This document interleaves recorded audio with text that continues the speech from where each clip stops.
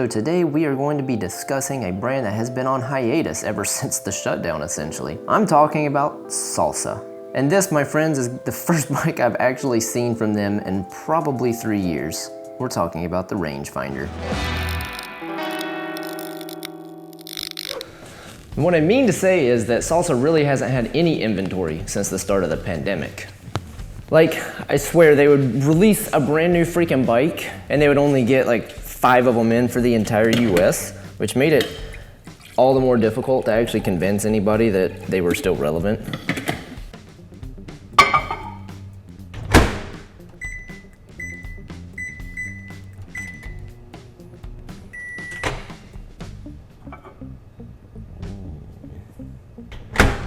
I mean, it got so bad that at one point I actually had somebody come up and ask me if Salsa was even still in business.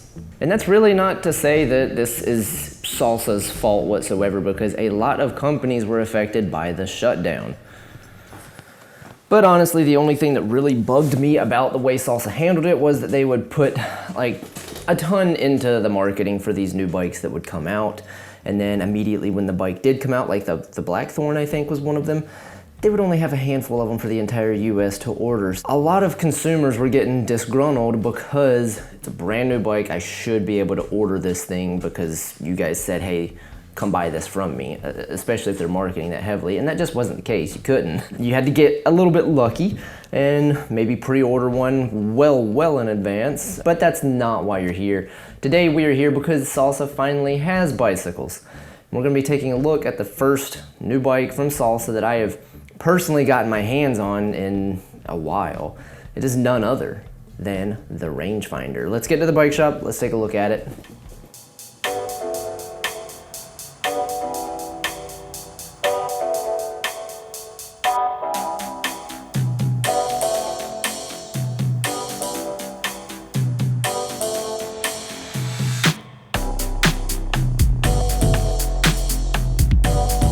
And if you did not know, I have a few people that have been helping me out with the channel. If you would, support them all, especially the bike shop, Classic Cycling, Amazing Clothing, Flow Sports. That's my nutrition that I use. All the links are down below. With Flow Sports, I do have a discount code. It's MOSSY15. If you enter that in, it does give me a cut of it and it gets you 15% off. They claim that the Rangefinder is their approachable trail hardtail, so the geometry is going to be more trail oriented and it has proper features for a confident ride when seeking thrills on the single track. They do offer this in a 29 or 27.5 plus wheel option, which basically means this frame can take really wide tires. They claim the name comes from learning what you can experience and accomplish on a mountain bike, as in you are finding your range. Much as a Rangefinder camera, simpler and has fewer moving parts, Rangefinder has a fixed dropout rather than the adjustable alternator dropouts found on its sibling Timberjack. To me, that is a nice way of saying that this is a cheaper frame. So the big difference between this bike and the big brother that we can call it, the Timberjack does have removable dropouts on the rear, which are super nice. You can actually get a Timberjack that is quick release, or you can get a Timberjack that is through axle. To me, I really like the modular design of the Timberjack because it can be adjusted to do so many things. You can have a single speed Timberjack super easy. I really like that bike. That bike is gonna be priced a little bit higher than the Rangefinder. Let's just go into the specs and then we'll discuss it more in depth. So this current Rangefinder that we have in our possession is the Rangefinder Dior 1029. The frame is going to be all aluminum with the fork being a SR Suntour XCM32. It is boost, but this is simply a 120? This is simply a 120 millimeter fork that is a coil spring fork. Nothing fancy whatsoever. They do kind of feel like a pogo stick. This is one area of this bike that I think might be lacking pretty heavily. I got a bunch. Pretty stout. This thing is complete Shimano, but Salsa does specify that you may get Shimano brakes, or you might get Pro Max brakes, or you might get Tektro brakes. In my experience, the Shimano and the Tektro brakes are almost interchangeable. The Tektro's price point wise can be a little bit less expensive. It's one half dozen the other kind of thing. At this price point, either brake system would work fine. I don't have as much experience with the Pro Max brakes, but the experience that I have had with them has always been negative, so just take that with a grain of salt. It is coming with Shimano Dior cassette, chain, and rear derailleur. Should come with an 1146 tooth in the cassette, and this is a 10-speed. If you're new to mountain biking, a lot of the newer mountain bikes are coming with a 1x system now, so it's going to be 1x 10, 11, 12 speeds. So that basically means you have one chainring up front and you have 10 through 12 speeds in the rear depending on your build. They do this basically by having a narrow wide chain on the front of the bike, and then in the rear end they have a clutch style rear derailleur. You can turn this clutch on and off and it keeps the chain super tight.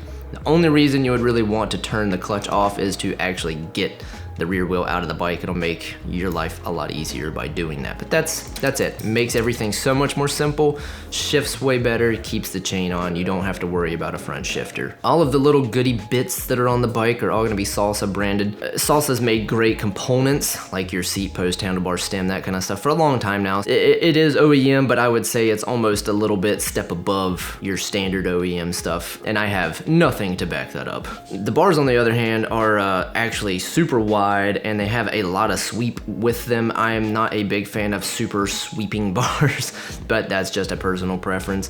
The wheels are just some generic Shimano hubs laced up to WTB STI 30s.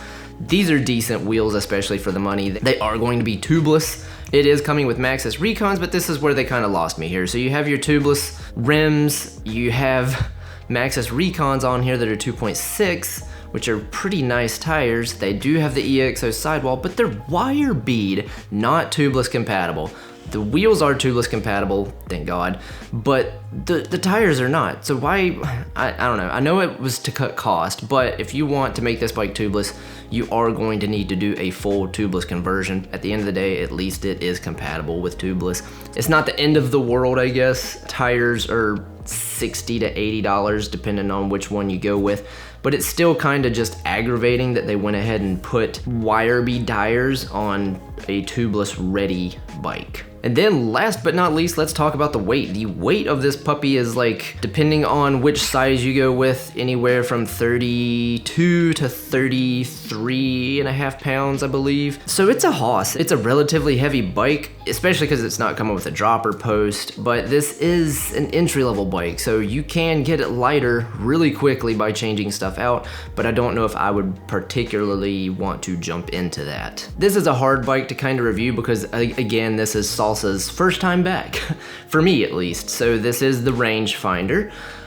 They really market it as something brand spanking new, but to me it is just the little brother of the Timberjack. If it was up to me, I would probably end up just buying the Timberjack because you do have those removable dropouts on the rear that you can interchange. It's a modular design. They're super nice. It's a cool bike. The Timberjack to me is almost a one hardtail to rule them all kind of thing if you just want to experiment with all forms of mountain biking. The Rangefinder, on the other hand, is definitely going to be the cheaper alternative because the rear end is quick release only. To me, that is the #1 detriment to this bike.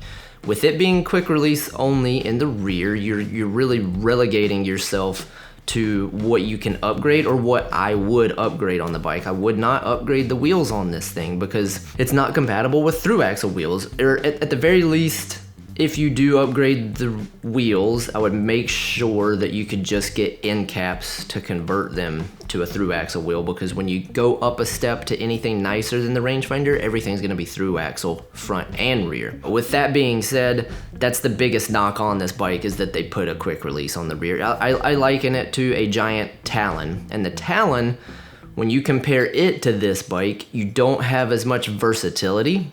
It doesn't take as big of a tire size, but with the Talon, it is quick release in the rear, but for like $980, you get a bike that has a 1x10, I believe, might be 1x9, but you do get a front fork that is an air front fork. It's Giant's proprietary thing, but it is an air shock, so it's gonna ride much nicer than the SR Suntour that is coming on this thing, that is literally, think about it like a pogo stick. It's That's pretty much what it is. It's better. Actually, I don't know if it's really that much better than going fully rigid. I would almost want this bike to be just a fully rigid bike, and you could put like 27.5 pluses on it for your suspension. So I'm gonna have to knock it a little bit there. I do love the interchangeability. So again, you can put 27.5 plus on this bike, or you can put standard 29s, but this comes with 29 by 2.6. You can put some pretty fat tires on it that are 29 as well. I like that, but then again, I probably wouldn't be switching the wheel set out unless a buddy had the same bike in a 27.5. I wouldn't necessarily tell people just buy a second wheel set and then you can try both. Wheel sets aren't super cheap, and in my experience, most people test one or the other out and they stick to one or the other. I don't personally know anybody that just switches back and forth between 27 plus wheel size or a 29. If somebody out there does switch back and forth, leave a comment below and tell me why, because I'm not knocking it whatsoever. I'm just genuinely curious because I haven't actually met anybody. I don't switch back and forth because I like getting accustomed to a singular wheel size and how it rides. With all of this being said, the paint is way better than what Salsa has had previously. It's got some flakes in it that make it really sparkle. I'm not really a paint guy. Like, I can appreciate when a bike is beautiful and all, but it's not my be-all end-all. I'm not gonna like buy a bike because the paint's nice versus another bike where the paint's not. And then lastly, I guess, who do I think this bike is for? Again, I think it is going to be for your entry-level rider who's kind of curious about mountain biking, wants something that's going to last, wants something that's durable, but they are going to go into this knowing that they need to, either in a few years they're going to buy something nicer or they're going to sell this bike. Like, I don't think this is going to be your bike that's going to sustain you for 5 years. You know, it's either going to be relegated to you don't like mountain biking and you just keep it around for the odd occasion. But if you don't like mountain biking, you don't like fun. So in the future, you're probably gonna sell it. Or I think this could potentially be a good bike packing adventure style bike. Now, I'm not into that kind of riding as much as other people are. This thing does have bottle cage mounts galore. You can put 4 bottle cages on it, or you can even mount your bags to it. It does have plenty of space for all of that. If I was going to be doing some sort of bike packing trip to Wilson's Creek, this would be a good bike for that. You could completely carry all of your camping gear on this bike, unload it, set up camp, and then go ride the trails up at Wilson's. Again, the Timberjack could do the same thing. I am glad Salsa's coming back out with more product. I was glad to see one, but I'm gonna have to rate this bike probably on the lower end. Like a 6 out of 10 is what I'm feeling. And again, every time I do these ratings, you guys know I'm just pulling them out of my rear end. I have not ridden this bike. There is no demos available still. I would rate it much higher though if it had not quick release in the rear, even if they just did a standard through axle, not what the Timberjack has that's modular. Just standard through axle I'd be much more pleased with. But other than that, I don't think you're gonna be mad if you buy the bike. Let me know what you guys think, and I will see everybody in the next one. Bye-bye.